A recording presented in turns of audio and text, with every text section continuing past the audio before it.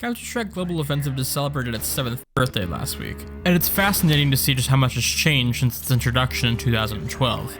The game has seen 2 major UI overhauls, countless balance changes, the removal and redesigning of several core maps, and a competitive scene. Just so you know, because some people don't know, there was and still is a console version of CSGO. And as this video title implies, maybe if you now boot up PS3 or Xbox, they never updated, it may be a journey into the past.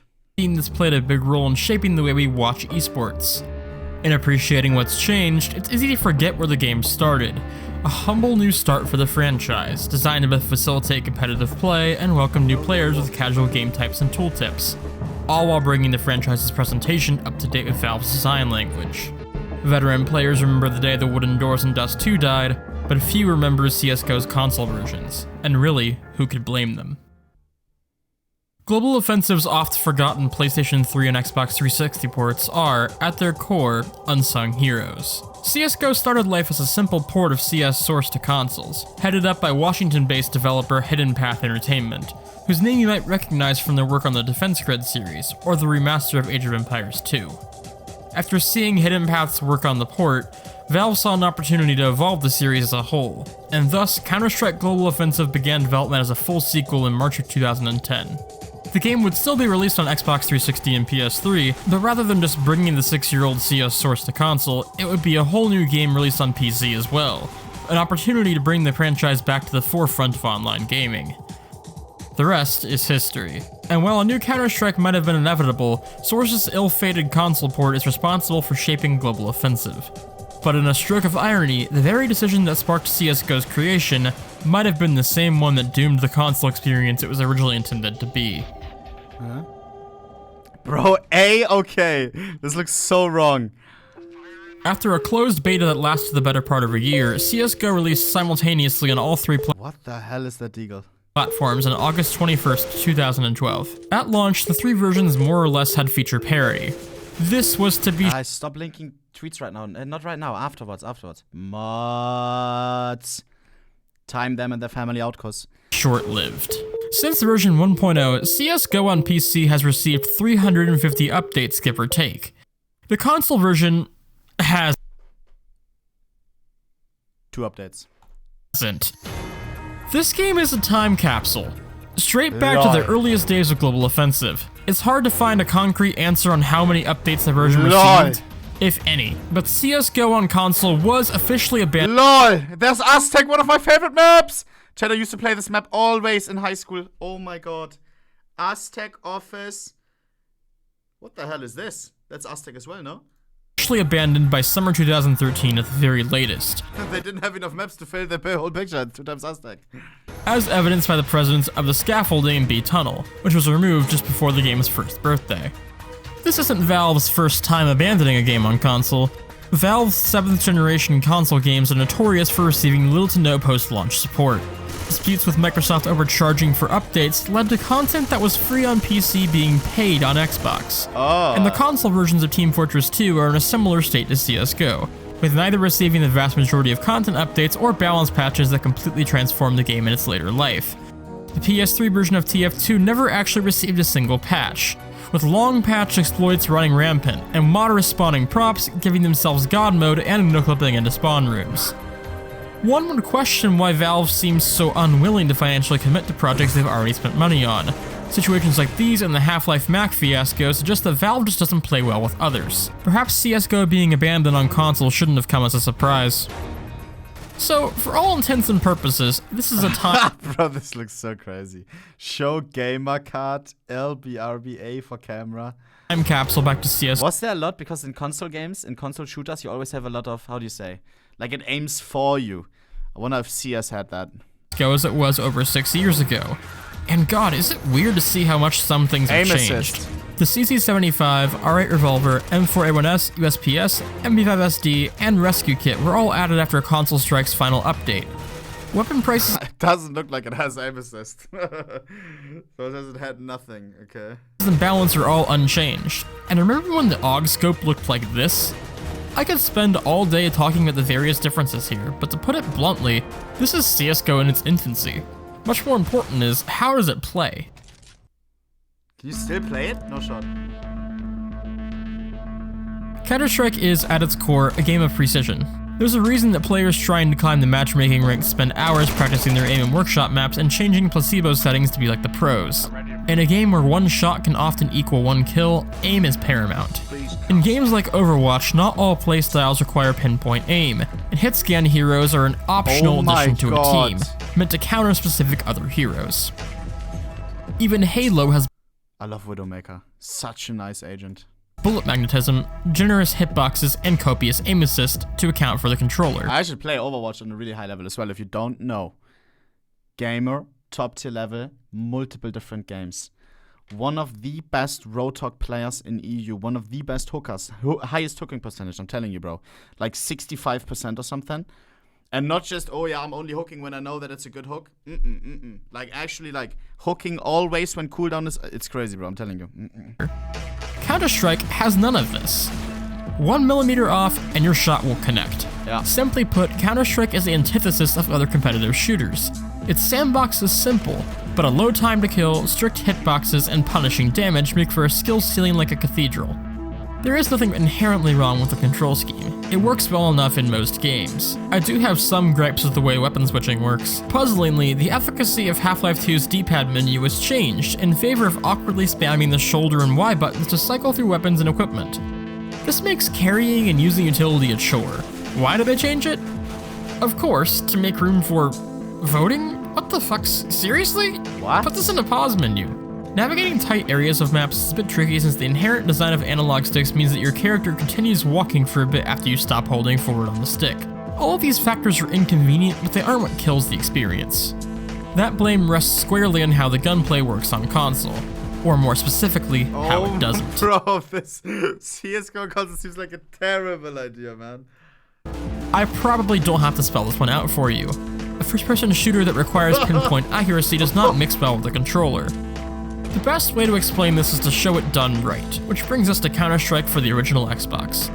Similar to how the original This is how you play. You better watch your mouth, bro. concept of Global Offensive was to bring an adaptation of CS sourced to consoles, CS for Xbox was designed specifically for console play, with a basis in Turtle Rock Studios' Counter-Strike Condition Zero.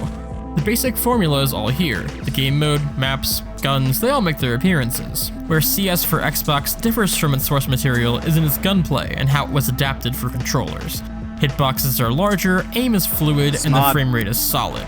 CS for Xbox may not have been a perfect adaptation of Counter-Strike, but it's sold like hotcakes, and it feels very competent, even today. This game proves that Counter-Strike's formula can absolutely work in a console environment. And Rainbow Six's entries, old and new, only solidify that a tactical shooter does not need a mouse to be playable or fun. CSGO's gunplay on console is identical to that of the PC version.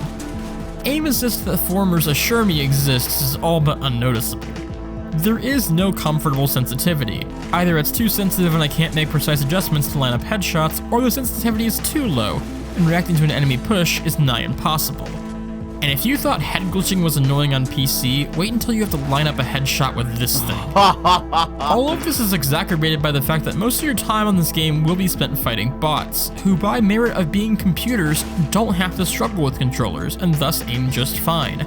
Dying to a bot on PC is embarrassing. Dying to a bot on console is commonplace.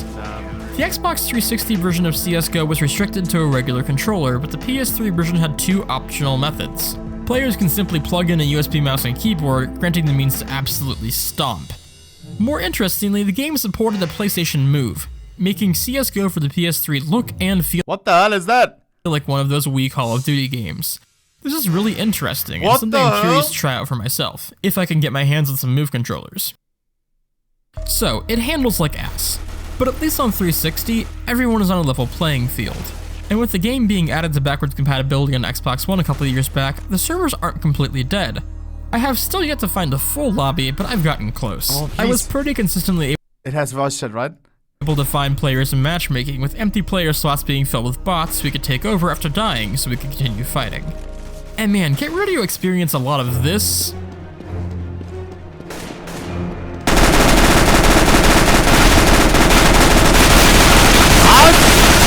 Why is it not dead? this. Let's go, everyone. Oh my god. And even some of this.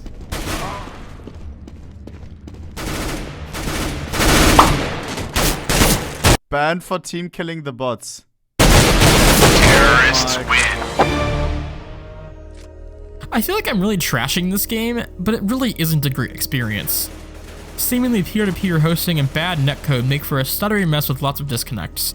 If you want to play deathmatch or arms race, you'll have to take it offline with bots, which still... Yo, where's the inventory tab, Gango? I assume it doesn't have the case opening feature.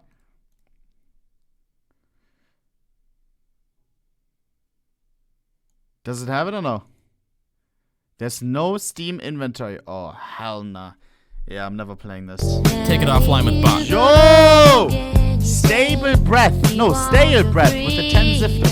Hearts in the chat now. Hearts in the chat now. Yeah, this isn't interesting for me. Like the Xbox version then. Which still seem to have a bit of stutter. Maybe If it had revolver cases, Bravo cases, I'd be down to try it.